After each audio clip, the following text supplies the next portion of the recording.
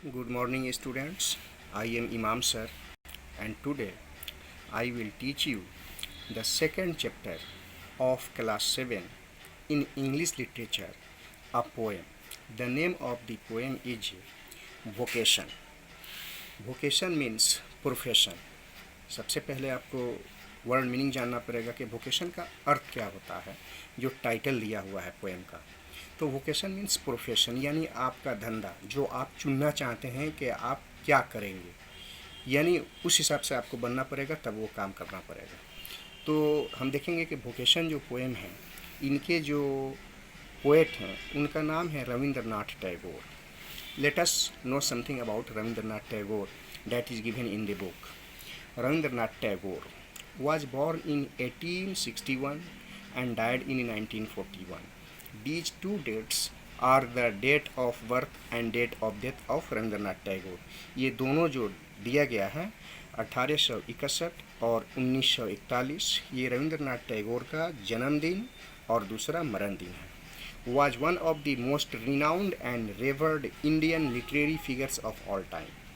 रविंद्रनाथ टैगोर के बारे में कहा गया है कि figures of all the time, यानी हर समय का, जो समय बीत गया, जो समय चल रहा है, जो समय आने वाला है, इसमें ये भारत में सबसे ज़्यादा रिनाउंड, यानी बहुत ही ज़्यादा मशहूर और इज्जत वाले, यानी इज्जत और शोहरत दोनों इनको मिली है और ये हर वक्त में रहेगा।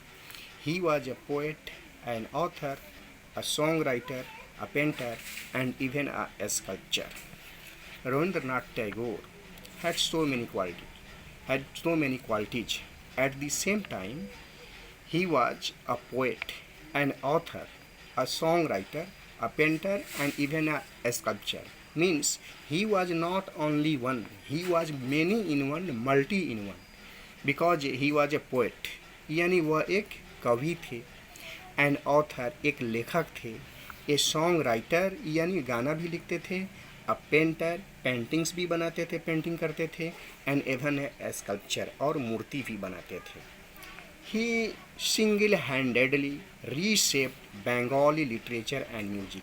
कहते हैं उन्होंने अपने तनहा हाथों से, अकेले हाथों से, किसी की मदद नहीं ली, बंगाली लिटरेचर और म्यूजिक को रीशेप दिया, यानी एक नई आकृति उसको दे दी, दोबारा जो बिल्कुल बिगड़ा हुआ था। His works have been translated into various languages. His works यहाँ पर यानी उन्होंने जितनी भी चीज़ें लिखी हैं, चाहे वो कोई स्टोरी हो, चाहे वो नॉवेल हो, चाहे वो पोएम्स हो, उन सबको यहाँ पर वर्क्स कहा जा रहा है। तो his works have been translated into various languages. उनकी जो कलाकृतियाँ हैं जो उन्होंने लिखी हैं, उनको बहुत सारी भाषाओं में अनुवाद किया गया है, ट्रांसलेट किया गया है। He was awarded a Nobel prize in 1913, यानी 1913 में उनको एक मशहूर अवार्ड जिसको नोबेल प्राइज कहा जाता है, उससे नवाजा गया for his collection of poems Gitanjali. और ये अवार्ड किस एवज में था, किस बदले में था? उन्होंने गीतांजलि एक किताब लिखी थी जो पोएम्स का कलेक्शन था, उसीलिए उनको ये अवार्ड दिया गया। अब इस कविता में देखते हैं कि इस पोएम में है क्या। तो let us read a poem about a child and find out what he wants to B.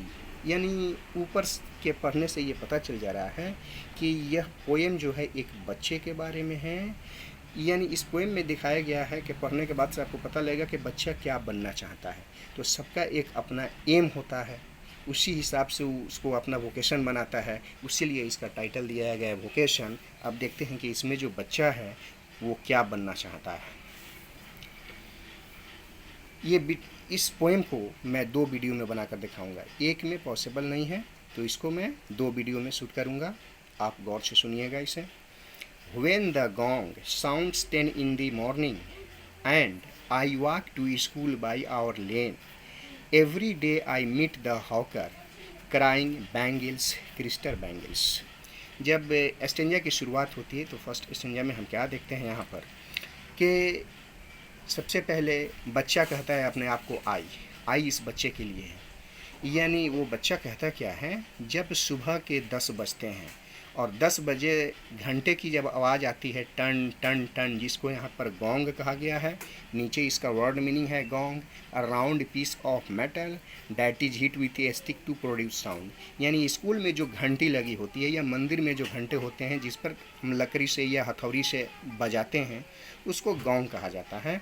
तो यहाँ पर गोंग साउंड यानी जब घंटी की आवाज़ जब 10 बजती है, टन टन टन 10 बार जब बजता है, तो वो बच्चा जो है उस गली में निकल पड़ता है जिस गली से होकर वो स्कूल जाता है। कहता है कि मैं स्कूल की तरफ चल देता हूँ।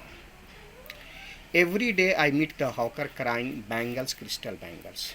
जब जब मैं स्कूल जाता हूँ, हर एक दिन मेरी मुलाकात एक हॉकर से होती है। वो चिल्लाता रहता है बैंगल्स क्रिस्टल बैंगल्स, यानी बच्चे अपने रास्ते में देखता है कि चूड़ी वाला ठेले पर चूड़ी बेचता रहता है, हॉकर जो ठेले पर अपना सामान बेचते हैं। There is nothing to hurry him on. There is no road he must take, no place he must go to, no time when he must come home. अब यहाँ पर देखते हैं कि कहता क्या है, बच्चा जो स्कूल जाता रहता है वो अपने टाइम पे निकलता है, काफ़ी पंक्चुअल है, समय से निकलता है, समय पर पहुँचता है, फिर छुट्टी होती है वापस आ जाता है। लेकिन उस बच्चे को ये सारा काम करना, स्कूल समय पर जाना आना, एक ही यूनिफॉर्म पहनना बड़ा बोर कर देता है, उसको ये मोनोटोनस लगता है, इसलिए वो कुछ अलग करना चाहता है। तो कहता क्या है कि there is nothing to hurry him.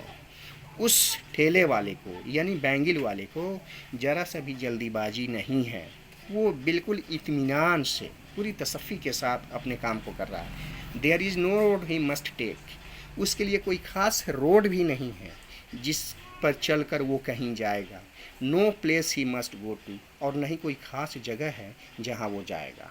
No time when he must come home, और उसके लिए समय पर घर आने का भी कोई निश्चित नहीं है, यानी समय फिक्स नहीं है कि वो कब आएगा। यानी वो हॉकर इस बच्चे के अनुसार अपनी मर्जी से चलता है, उसके लिए कोई जल्दीबाजी नहीं है, कोई फिक्स स्थान नहीं है, कोई फिक्स रोड नहीं है, वो मनमर्जी से काम करता है। लेकिन शायद बच्चे को इस बात का अनुभव नहीं है कि वो जो कुछ भी करता है उसके पीछे कितनी परेशानी, कितनी संघर्ष, कितना कठिनाई है।